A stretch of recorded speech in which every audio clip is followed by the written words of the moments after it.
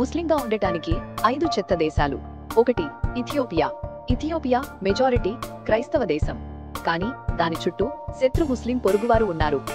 ఆఫ్రికాలో 3వ అతిపెద్ద ముస్లిం సమాజానికి ఇథియోపియా నిలయం. అయితే ప్రభుత్వం అన్ని ముస్లింలను విదేశీ ఏజెంట్లుగా పరిగణిస్తుంది. వారికి విద్యకు చాలా పరిమిత ప్రాప్యత ఉంది. ఒకే ఒక చట్టబద్ధమైన ముస్లిం సంస్థ ఉంది. ఇది పూర్తిగా ప్రభుత్వ నియంత్రణలో ఉంది. ముస్లింలు ప్రార్థన చేయటానికి లేదా కాలేజీలలో హిజాబ్ను ధరించడానికి అనుమతి లేదు. అరబిక్ ఉపాధ్యాయులను తరచుగా పాఠశాలల నుండి బహిష్కరిస్తారు.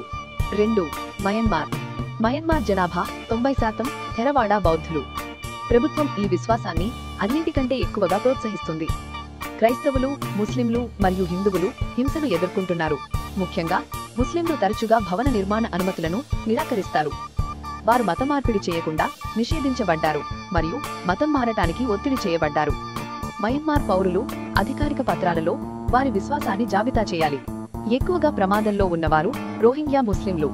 వారికి పౌరసత్వం ఇవ్వటానికి ప్రభుత్వం నిరాకరించింది.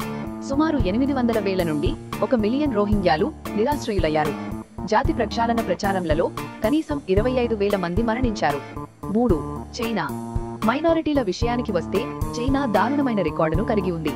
హైనాన్లో దాదాపు 10,000 మంది ఉత్సుల్ ముస్లిం జనాభా నివసిస్తున్నారు. వారు హిజాబ్ ధరించడానికి అనుమతి లేదు. హైనాన్లో సాంప్రదాయ దుస్తులు నిషేధించబడ్డాయి. హలాల్ మరియు ఇస్లామిక్ వంటి పదాలను దుకాణాల ముందు భాగంలో ఉపయోగించకూడదు. టిబెట్లోని పుయి మైనారిటీ కూడా క్రమం తప్పకుండా హింసను ఎదుర్కొంటుంది. లాసాలోని ప్రధాన మసీదు 2008లో దహనం చేయబడింది. జిన్షియాంగ్లో స్థానిక ఉయిగర్ జనాభాను నిర్మూలిస్తున్నారు. ఇస్లామిక్ గడ్డాలు, తలపాగాలు మరియు దుస్తులు నిషేధించబడ్డాయి. చైనా అధికారులు ముస్లింలను పంది మాంసం తినమని మరియు రంజాన్ ఉపవాసం విచ్ఛిన్నం చేయాలని బలవంతం చేస్తారు. ఉయిఘర్లను కిడ్నాప్ చేసి హింసించి చంపేస్తారు మరియు వారిని తిరిగి విద్యా శిబిరాల్లో ఉంచి బానిసలుగా ఉపయోగిస్తున్నారు. ఇస్లామిక్ పేర్లు కూడా చట్టవిరుద్ధం. 2017 నుండి చైనా జిన్షియాంగ్లో 16,000 మసీదులను నాశనం చేసింది లేదా దెబ్బతీసింది. అది ఈ ప్రాంతం మొత్తంలో 65%. 4. భారతదేశం.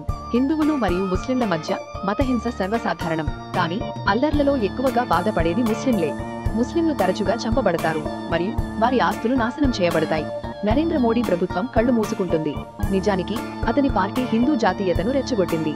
ప్రభుత్వ అధికారులు నిత్యం రెచ్చగొట్టే ప్రసంగాలు చేస్తారు. ప్రభుత్వం మంజూరు చేసిన మూక హింసను ప్రోత్సహిస్తుందని మోడీ ప్రభుత్వంపై ఇటీవల నివేదిక నిందలు వేసింది. హిందుత్వ భావజాలం మరింత ప్రజాప్రియమవుతుంది. ఇది హిందువులు కాని వారిని 2వ తరగతి పౌరులుగా చూడాలని ప్రజలను కోరుతోంది. మోడీ న్యాయమంత్రి ఎస్పీ సింగ్ బాఘేల్ ఇటీవలి ర్యాలీలో చెప్పారు. సహనం కలిగిన ముస్లింల